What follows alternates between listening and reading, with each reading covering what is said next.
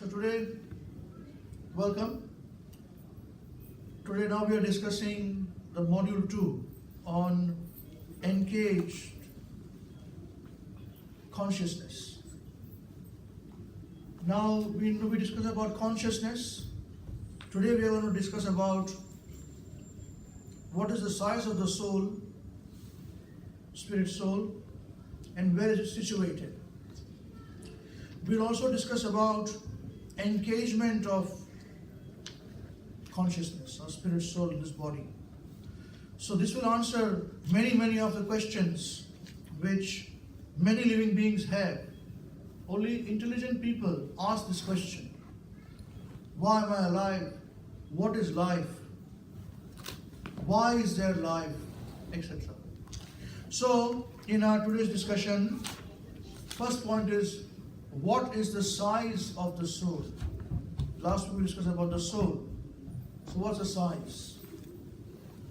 And where in the body can we find this spirit soul? Okay? Anyone has any idea about the size of the spirit soul? We discussed about the spirit soul. It is made up of?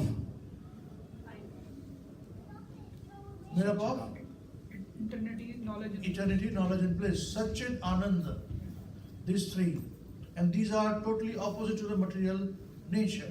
Yeah. Which is made up of earth, water, fire, air, ether, mind, intelligence and false ego. So we can't measure it. Now, the size of the soul and where is it located in the body, it is very nicely explained by His Divine Grace, A.C. Bhaktivedanta Swami Srila Prabhupada, founder Acharya of ISKCON, in the following way, in the translations and purports, in the famous book, Bhagavad Gita, As It Is. As It Is are Srila Prabhupada's translations and the purports, which we encourage every one of you to study. And this will change your life. So here, this question is answered, the size of the spirit soul and where located, in chapter 2, verse 17 of Bhagavad Gita. Avinashi tu tad vidhi, yena sarvamidam tatam, vinasham avyayasyasya, na kaschit kartum arhati. So, translation is, that which pervades the entire body, you should know to be indestructible. No one can destroy their imperishable soul. Okay? Once again, I'll repeat this. That which pervades the entire body, that which pervades, is everywhere in the body. You should know to be indestructible. It should never be destroyed. No one is able to destroy the imperishable soul. It's imperishable soul. The purport, this verse more closely explains the real nature of the soul, which is spread all over the body. Anyone can understand what is spread all over the body. It is consciousness. Am I right? Everyone is conscious of the pains and pleasures of the body in part or as a whole. This spreading of consciousness is limited within one's own body. The pains and pleasures of one body are unknown to another. Therefore, each and every body is the embodiment of an individual soul, and the symptom of the soul's presence is perceived as individual consciousness. What does this mean? What does this mean? This means that we are individually conscious. How conscious you are is quite different to how conscious you are. Although all of you are conscious, I am also equally conscious. So individual soul's consciousness is restricted to one's own body. That's why the body is alive. And when the soul leaves the body is dead. So technically speaking, body is made up of earth, water, fire, air and ether, mind, intelligence and false ego. But the spirit soul is made up of antimatter, which we discussed, Satchit Ananda. So without the presence of the spirit soul in the body is a dead matter, as good as piece of stone or piece of wood. Just like wood, when it is part of a tree or a plant, is growing, is alive. When you chop it off, it doesn't grow anymore, it decays. Similarly, the body also decays all the time.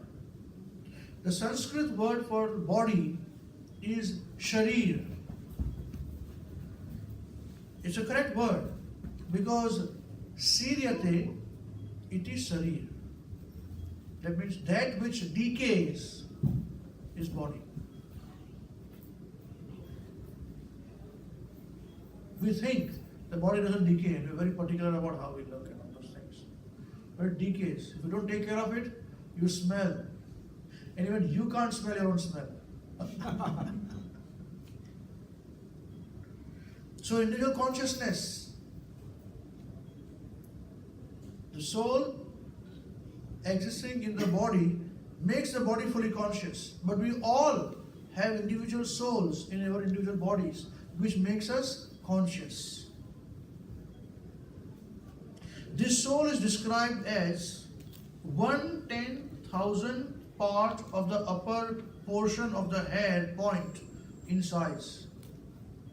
What does this mean? This means that if we have hair, some of us don't have, but if we have hair, then on the top of the hair, the point of the hair, if you divide it by 10,000, that is the size of the spirit soul, which is us, all of us, all living beings. And we are so proud about ourselves. We are so proud that we are the king of the whole universe. And how tiny we are? 1/10,000th the size of the tip of the hair. Praman means to say, okay, proof. Proof is there in the Shvetashvatar Upanishad, chapter 5, verse 9, confirms this by this verse. Balagra shatabhagasya shatadha kalpitasya cha bhavo jiva savigneya sachanantyaya kalpate.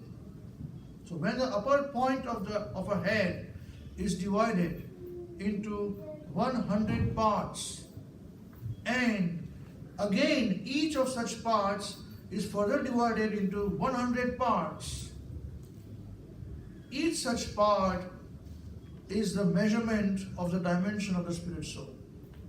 Here it is given, defined. Similarly, the same version is stated, Keshagra shatabhagasya shama shatamshah sadrushatmakaha jivaha sukshma swarupoyam sankyantito hi chitkanaha. So there are innumerable particles of spiritual atoms which are measured as 1/10,000th of the upper portion of the hair. So therefore, the individual particle of spirit soul is a spiritual atom, smaller than the material atoms. And such atoms are innumerable. So the soul is smaller than even atom, which is considered to be the smallest in the material world.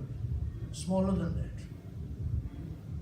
And they are innumerable in numbers. This very small spiritual spark is the basic principle of the material body. And the influence of such a spiritual spark is spread over the body as the influence of the active principle of some medicine spreads throughout the body. Just like if we have got some illness, we take medicine. You put the medicine goes in the stomach and it spreads everywhere in the body. This is also the spirit soul, the spirit soul makes the whole body conscious like this. It pervades the entire body. This current of the spirit soul is felt all over the body as consciousness. We are conscious. We feel alive. And that is the proof of the presence of the soul. Any layman can understand that the material body minus consciousness is a dead body. And this consciousness cannot be revived in the body by any means of material administration. What does this mean? What does this mean? This means when you die, means when the soul leaves the body, it leaves the body. Finished. No amount of material progress, putting injections or giving medicines, can bring the soul back into the body. It's impossible. Therefore, consciousness is not due to any amount of material combination, but to the spirit soul. Last week when we discussed the material scientists, they think consciousness emanates from the brain. They also say that consciousness comes from the combination of chemicals in the body. Where chemicals are functioning, are working in the body, and with that interaction of chemicals, consciousness begins. So we challenge them by saying, if that is so, then a dead man has the same chemicals in the body. Why are they not functioning now? Why are they not interacting now? Because the soul, which is the principal consciousness giver in the body, has left the body, so everything stops functioning. And we call it heart fail or whatever you call it.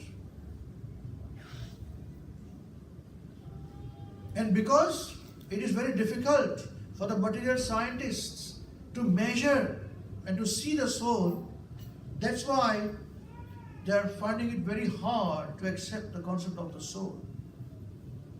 Until such time that the scientists are looking at material elements to find out the spiritual identity of the soul, they are going to be baffled.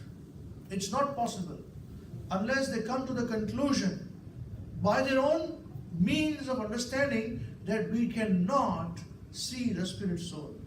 We can measure the spirit soul by seeing body is conscious, life is there is life.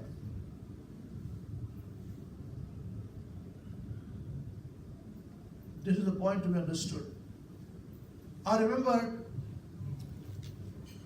studying one particular paper, it was some kind of documentary as well, where they said that scientists now have defined old age as a disease. Now they are going to find out how to cure old age. This was 10 years ago. You may change the name, whatever you call it, but it is old age. Nobody can reverse old age. Have you ever seen an 80-year-old becoming 4-year-old or 8-year-old? No. It's not possible. But they will say, in the future it will happen, we are making it. Same thing they are talking since the last 50 years. In the next 5 years, 10 years, 20 years, 30 years it will happen.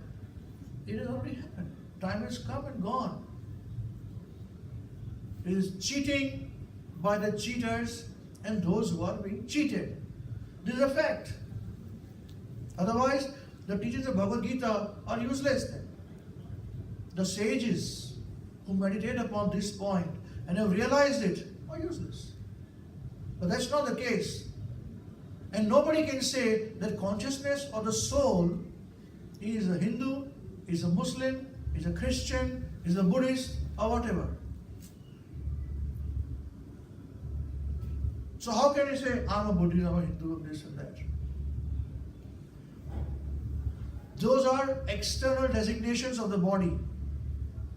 Just like I'm a father, I'm a husband, I'm a son, I'm a brother.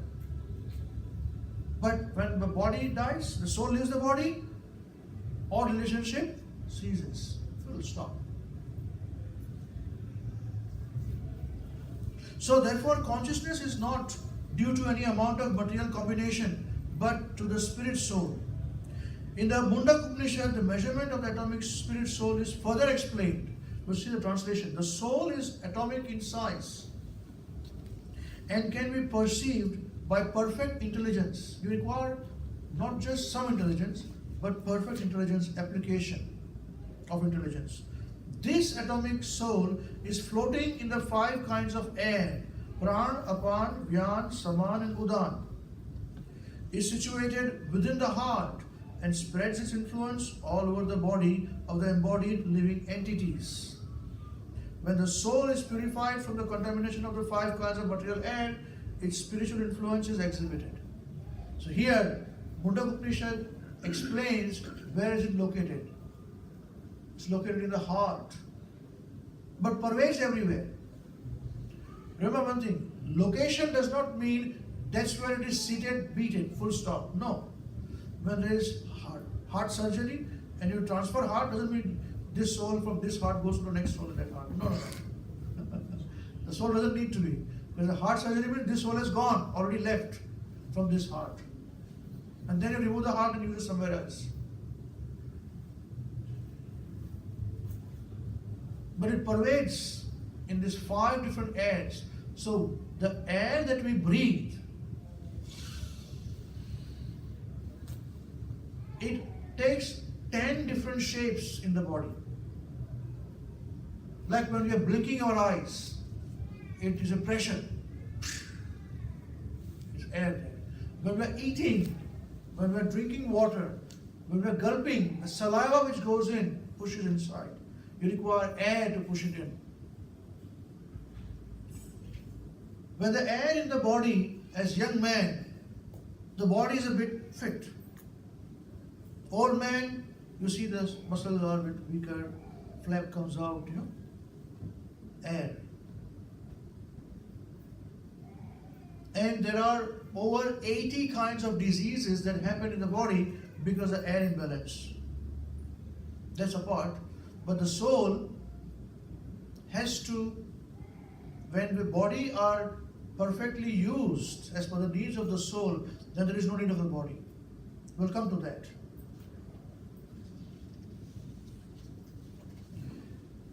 So what is engagement of the soul in the material body?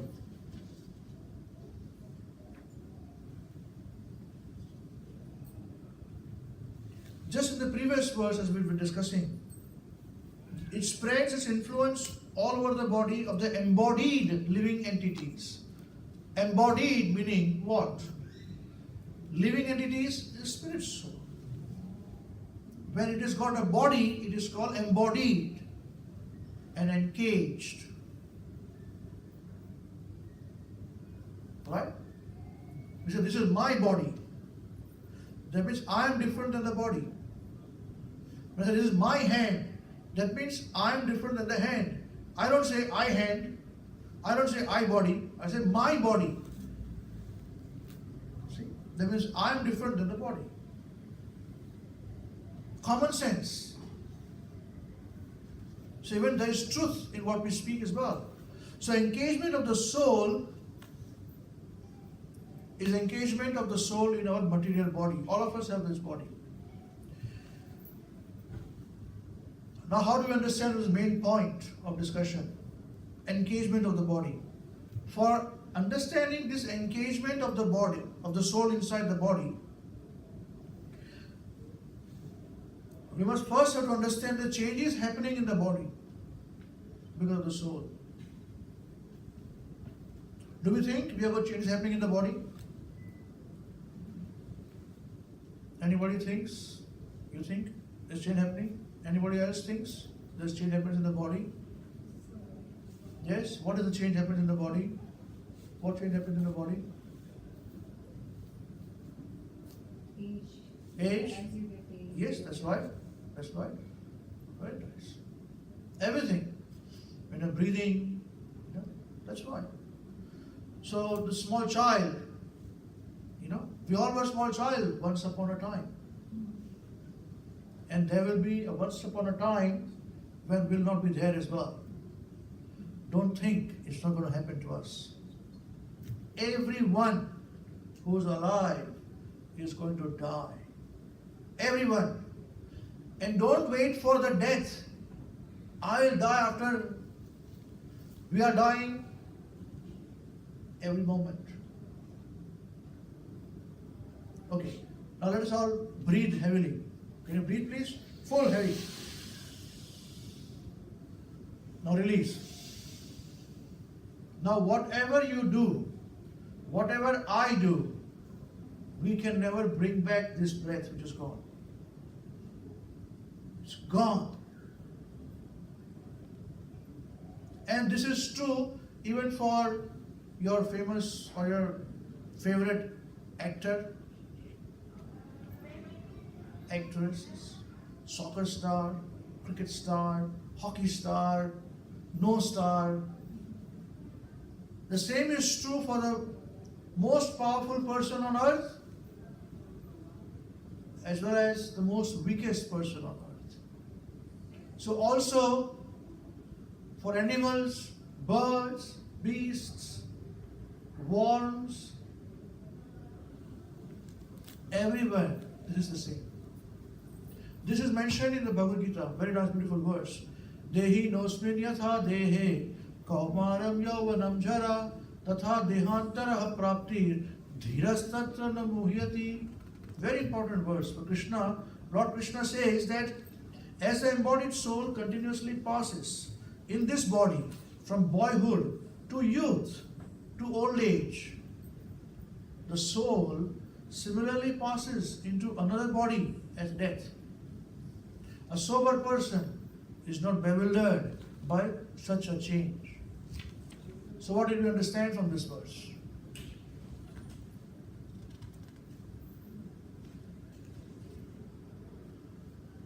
Goes to the other body and then may not remain the same.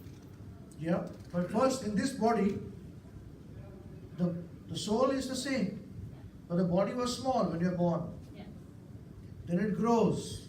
The soul is the same. Childhood, as an embodied soul, continuously passes in this body from boyhood to youth to old age. The soul similarly passes into another body at the time of death. A sober person is not bewildered by such a change. What does it mean? Who is not bewildered? And what is a sober person? Who is that person? Who is that person?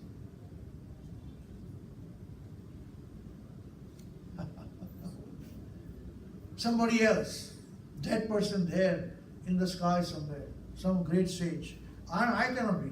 Why can't we be? This knowledge is the same. The same knowledge, a person can spend so many hours meditating, thinking, chanting, realizing, then becomes sober. So this knowledge is for everybody. Everybody can be sober. Same knowledge. The soul in the body remains the same. This child is going to become older, going to become older, going to become older, and one day, like all of us, going to die. A sober person who sees that the soul has not moved, but the body has moved, the consciousness is there, body has moved, at the time of death, leaves the body, takes another body. He is a sober person. Now, how do you prove that he takes another body? We may understand, all right, that the soul is inside the body, and the body changes. And when the soul leaves the body dies. We understand that. But it takes another body. How can you prove this? How can you prove this? It can be proved. It's very easy. It happens everywhere in front of us. But our eyes are closed to this. From this point, your eyes will be open to this. Do we see dogs having puppies? Anybody has seen it? Puppies? Cat having kittens? Right? They also have soul. A man is born, child is born, a puppy is born. Child grows into, small toddler, puppy becomes a toddler. Becomes a teenager, man, sobers, puppy becomes a teenager. Finds a girlfriend or boyfriend, finds a girlfriend or boyfriend. Gets married, may not need to get married. Have children. Grows old. Dies. Everything is the same for all living beings. Be it puppy and human beings, be it even microorganisms. Same concept is there. Birth, the 6 transformations. Birth, childhood, growth, maintenance, children, old age, death.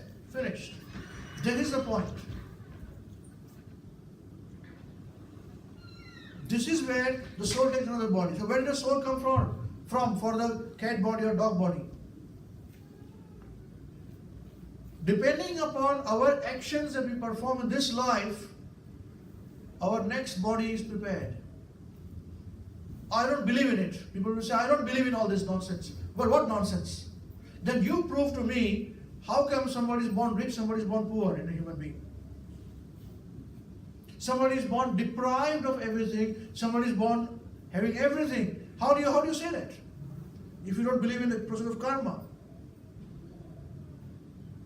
How can you explain somebody is born with illness, child born with illness, whole life is ill, and somebody is born very healthy? How do you prove this? How do you say that somebody gets illness, somebody doesn't get illness? Destiny is all our work as our karma. We cannot blame anybody else for our own actions. That is karmic process. It's very black and white. We are today very happy to blame other people for our own misdeeds.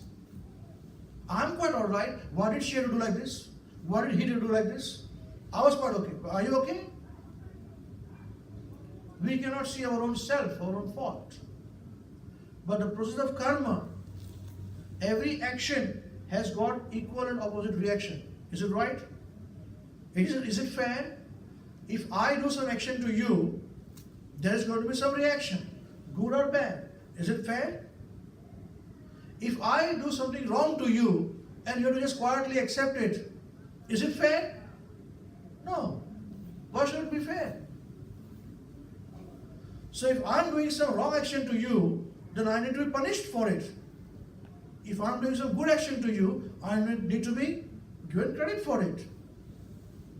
So by this process, we are already carrying and creating our own different bodies of the future. And we are suffering and enjoying in this life as well. This is the point that a sober person who's very intelligent, who's very introspective sage, sees the movement happening around the world in the material nature, not only of earth but everywhere. The decay that happens in the material body and one's own self sees the same thing outside. The energy is lost in the universe all the time. And then he understands that I may buy $1 million car, but the $1 million car is useless by itself unless I go and ignite it. Start the car. And I and the car is made up of the same thing: earth, water, fire, and ether. Same thing, my body and that body. The difference is, in my body, the spirit soul, which is me, which is conscious, the car will never be conscious. The nature is such. That is intelligent person. That is why we understand the whole concept of karma. This is the point. And one cannot say, oh, I'm a Hindu, so I don't get karma. Or somebody says, oh, because I'm a Christian, I don't get karma. Well, you are suffering, you are enjoying. Why? Yes, you can mitigate it. Everybody can stop the process of mitigation. They can mitigate these miseries as long as we become God conscious. Perfectly. And not by finding our own ways and means of doing it. No. It has to be done perfectly and very clearly. Not whimsically. You see, this is the point to be understood. These are the things. So same way, as embodied soul continuously passes in this body from boyhood to youth to old age, the soul similarly passes into another body at death. A sober person is not bewildered by such a change. This is the point of engagement. That till the time that we are going to act on the platform of the body and not the spirit soul, we are always going to be in misery. And every one of us face it. Do you want to prove it? I can prove it to you. I can prove it to you this also. See, everything here is very practical. This example, in the Vedas is very beautifully mentioned that a bird in a cage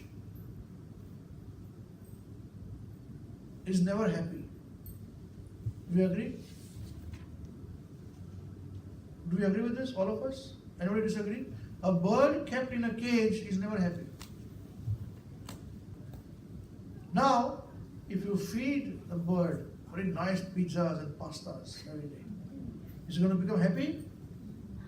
Why? Because they're encaged. Now, one more thing. What if we make the bird a beautiful, most costliest golden cage? Will the bird be happy? What do you think? Why? Because it is encaged. It's not free. Similarly, the bird example is our spirit soul, which is inside us. The body is a cage. I may pamper my body very nicely, but the bird inside the cage is not happy. I may spend a lot of money with a lot of beautiful garments, but the bird inside the body is not happy. That's why we need to go have some peace of mind. People say, I love to work, I'm a workaholic. Oh, that's very good. Why don't you take a break then? If you love to do something, you should be able to do it all the time, right? Yeah. Why take a break? That means you are not. Your priorities are wrong. You don't know what you're talking about.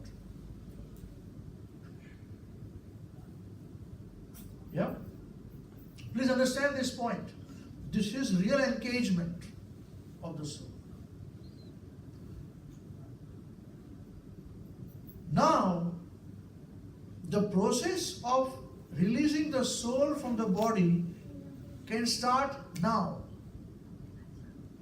And when it is started now, you are very much at peace and ease, very happy. See, the need of the body is what? Eating, sleeping, mating, and defending. That's what the bodies are meant. Anything in this material world anybody does is brought down into these four categories: eating, sleeping, mating, and defending. Where is the soul's needs in this? These are only bodily needs. Eating, sleeping, mating, and defending. Can you keep eating all the time? You'll die early. Can you sleep all the time? Can you keep mating all the time? People say, but people have got some deformity when they get orgasms, so many in a day. So many in a day. Can you do it all the time? No. Can you keep defending all the time? How long? So the need of the spirit soul is different to the need of the body. That is why the bird in the cage is not happy. And no matter how much we pamper and we take care of the body, wear nice dress, have nice perfume, shave or grow beard or whatever you want to do, the bird inside the cage is not happy. Why? Because these needs and these actions which the body is doing, this body's actions are bodily needs, not the soul's needs. The spirit soul has a completely different business altogether. For that we have to understand where it came from. For that we have to understand what is it supposed to do. And when we understand this, scientifically understanding it very thoroughly, experiencing it practically, And then when we act, make our body act on the platform of the spirit soul, that action is called spiritual action. And then the body is working in tune with the spirit soul. Then one is happy. Till the time one remains unhappy. And all this knowledge very clearly given in this very ancient and most scientific book, Bhagavad Gita, and especially explained by His Divine Grace, A.C. Bhaktivedanta Swami, Srila Prabhupada, the founder Acharya of ISKCON. We recommend every one of you to study this book. Thank you very much. Hare Krishna.